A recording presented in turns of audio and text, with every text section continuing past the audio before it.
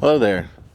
I wanted to do a quick little video post here on YouTube, kind of talk about my cars, because I got a bunch of junkers. This one is my LS E46. I finished it last year. I started it and finished it last year. It's been through one block, two cranks. I scorched a block due to injectors sticking open, and then I scorched a second crank in the second block because of a oil pressure issue with the O-ring. I used the wrong one, so yep, we'll have that. But fun car. I did a drift event with it at the end of December. It did great. I had zero issues, drifted all day, went through 8 tires. It was awesome. But yeah, pretty basic car. It's still daily drivable. It's got heat, AC, power seats, power windows, sunroof, all that stuff. So it's a super fun car. Gets tons of looks and people asking about it and all that kind of stuff. And then this one is my 87 Suburban. It's actually what I've owned the longest out of my fleet. I used to be really bad about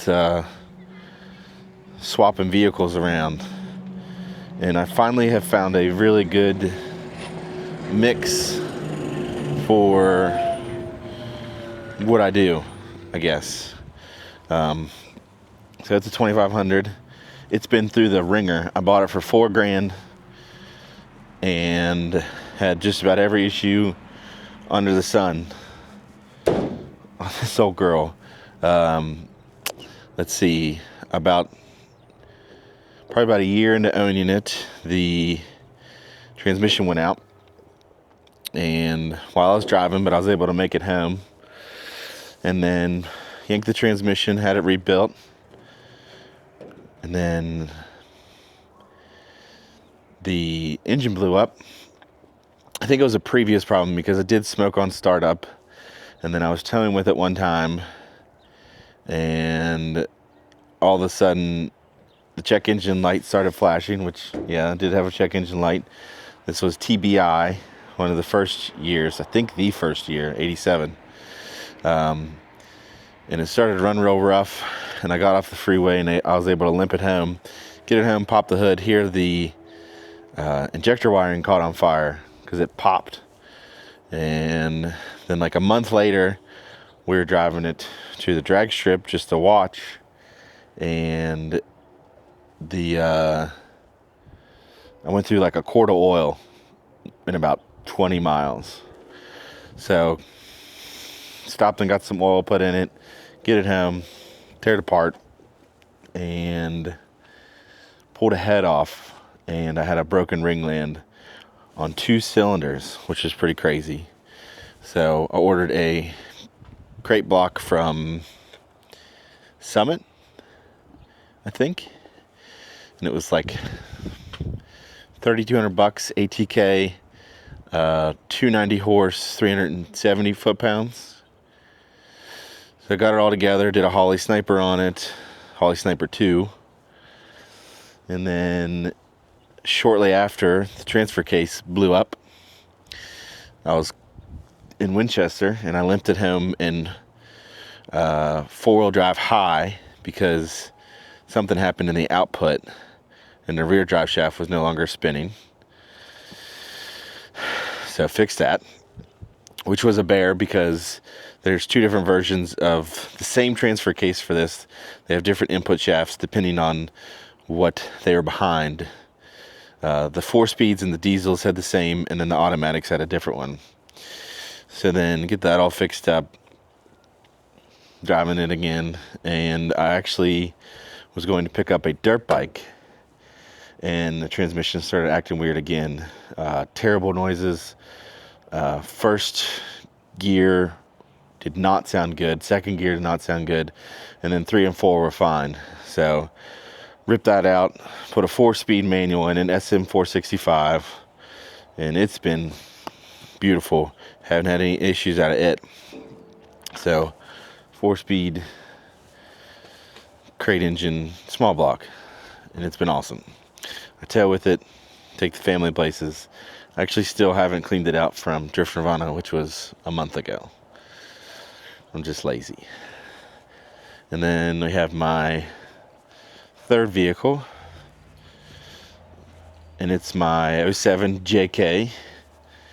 It's funny, it's the newest vehicle I own. I dailied it for a while, and then I just kind of flop between all three of them now because they all work, which is surprising.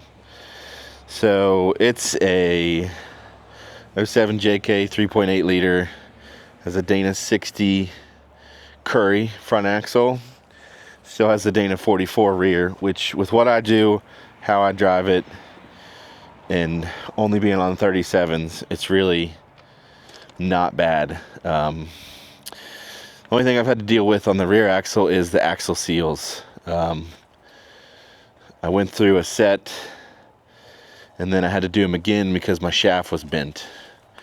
So that was kind of annoying.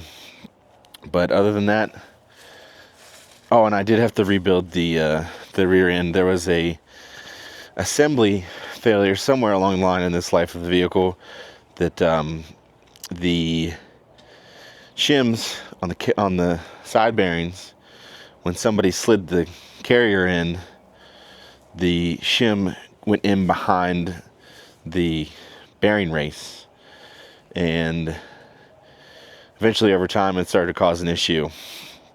Luckily the gears didn't get messed up, so I was able to put it all back together with just some new bearings.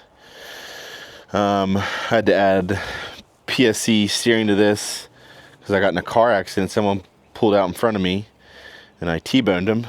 So I got a chopped bumper, a new winch, PSC hydro assist with the PSC box, which is nice. I bought it secondhand and had a bunch of issues with it leaking, but my buddy Barney helped me out there, and we were able to get it all welded up and no leaks and all that stuff. But yeah, 3-inch long arm. I've done a couple back roads of Appalachia rallies with it, which are super fun. I don't know if I'll get to do any this year or not. Life's a little bit more busy with 2 kids instead of just 1. So we'll see about that. But they got 4 or 5 that they've been running each year. I did the first 2, which is cool. But yeah, and then this is my trailer that I've been building over the past couple years. My grandfather originally built it back in the day, in the 70s. So it's a homemade trailer title. I need to try and clean that up, but he built it. It's a super solid deck, and then I added this platform, the door, everything. So planning on turning it into a sort of overland trailer, if you will. I want to do a bed rack and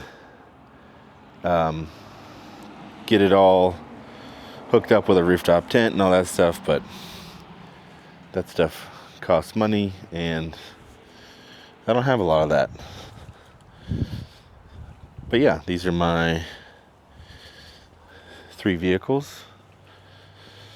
Also, I've got my car trailer that has helped me and several of my friends out. But